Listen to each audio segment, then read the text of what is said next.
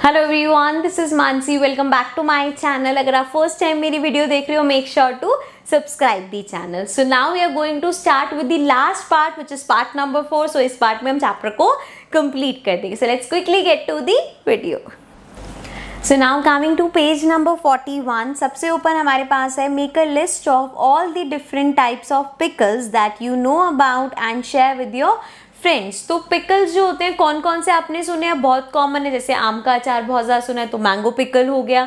मिर्च का अचार होता है विच इज़ चिली पिकल। इसी तरह से गाजर का अचार बनता है घर में, गोभी का अचार बनता है। सो बहुत सारे ऐसे हमें अचार पता है। तो आपने कौन कौन से सुने हुए हैं आप यहाँ पे उसे मेंशन कर सकते हैं। For your help again PDF में मैं लिख दूंगी, जो जो आपको हेल्प चाहिए वहाँ से आपको मिल जाएगा। Then find out and discuss, is there any kind of pickle made in your house, what kind of pickle is it, who makes it, from whom did they learn to make the pickle। अब यहाँ पे बात हो रही है कि आपके घर में कौन कौन से पिकल्स बनते हैं। यूजली आजकल हम लोग मार्केट से पिकल्स परचेज कर लेते हैं, बट हमारे घरों में भी पिकल्स बनते हैं। जैसे आम का अचार बहुत कॉमन है लोगों के घरों में बनना, मिर्च वगैरह का अचार। सो आपके घर में कौन कौन से पिकल्स बनते हैं आप वो मेंशन कर सकते हो। देन कौन बनाता है, हमारी मम्मा बनाती होंगी या दादी बनाती होंगी।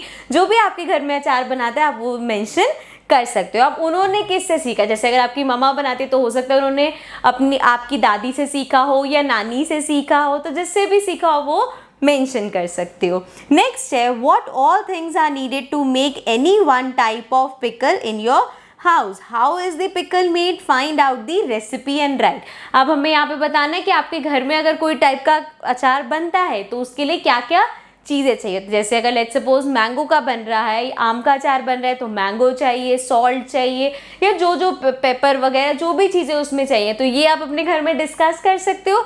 जितने भी इसके आंसर्स हैं मैं आपको नीचे लिंक में आपको PDF मिल जाएगा, वहाँ पे आप देख सकते हो। बट स्टिल इसको इंटरेस्टिंग बनाने के लिए आप अपनी मम्मा से डिस्कस कर सकते हो, दादी से डिस्कस कर सकते हो, रेसिपी ले सकते हो एंड आप अपनी खुद की यहाँ पे रेसिपी लिख सकते हो। Then how are these things made in your house. अब यहाँ पे जितनी भी मोस्टली यहाँ पे 4-5 चीज़ें जो हमें दे रखी हैं, ये सारी ऐसी हैं जो आजकल हम मार्केट से परचेज कर लेते हैं। लेकिन अगर इनको घर पे भी बनाना है, जैसे सबसे पहले है पापड़। आजकल अगेन पैक्ड आता है, उसको सिर्फ हम क्या करते हैं, उसको अच्छे से फ्राई कर लेते हैं, है ना, या गैस पे गरम कर लेते हैं। सो पापड़ वैसे बनता है उड़द की दाल से। देन चटनी है, धनिए से बन सकती है, ये तो चटनियाँ घर पे बनती रहती हैं, करेक्ट। पुदीने से बन सकती है चटनी, उसके धनिए से बन सकती है।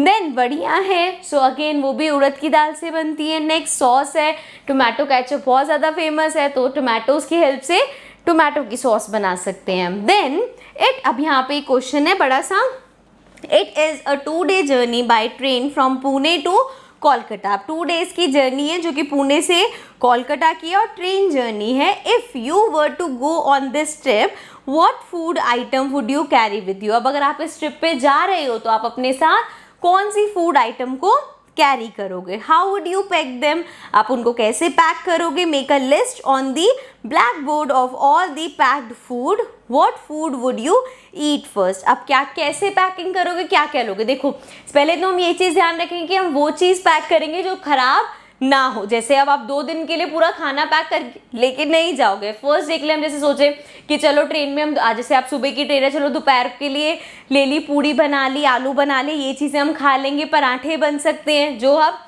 आराम से खा भी सकते हो एंड इतनी जल्दी स्पॉइल भी नहीं। बट वो फिर आपको ध्यान रखेगा कि हमें फर्स्ट डे पे ही खाना पड़ेगा। ऐसा नहीं है कि आप आज सुबह जा रहे हो आप परसों रात को जाके खाओगे, तो वो स्पॉइल होने के चांसेस है। पैक्ड फूड में क्या हम ले सकते हैं, बिस्किट्स ले सकते हैं, नमकीन के पैकेट्स ले सकते हैं।